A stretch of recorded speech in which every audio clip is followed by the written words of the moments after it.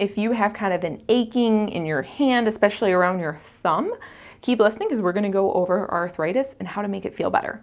I'm Dr. Sarah Sewell of Resilience RX, and this is all about hand arthritis. So I'll give you your hand back real quick. With hand arthritis, it's most common in professions that use their hands a lot. So dental hygienists, people who work in the trades, if you're sitting at a computer. We're also starting to see it with people who scroll on their phone all day or do a lot of typing or texting with their thumbs. The theory is, as this goes on over your life, it may cause a little bit of wear and tear, causing some arthritis symptoms. So the easiest way to check and see, is this arthritis or is this just kind of I'm sore and achy, is to take the joint that's irritated, press it down and kind of grind it and move it around. So the thumb itself, this joint down here, like right where that hits your hand, that tends to be one of the most common joints that has arthritis in it in the hand. So again, best way to check, grab that bone here, push down, move around while applying force. I'm not applying force right now because it's not super comfy.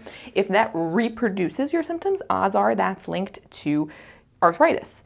That's one of the most specific tests we have without imaging and other resources to use it. You can also have arthritis though in other fingers. And with this, it's very, very similar.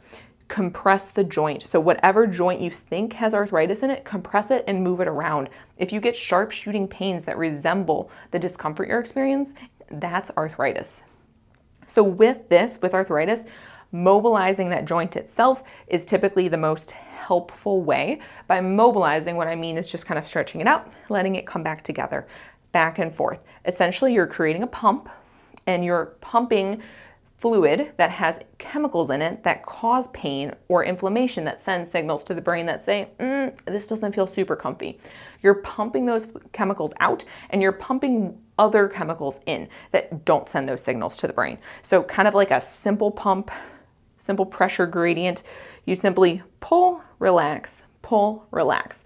So if you have partner, a spouse, a friend who is so inclined to help you out, you can have them gently kind of pull, distract, pull, distract.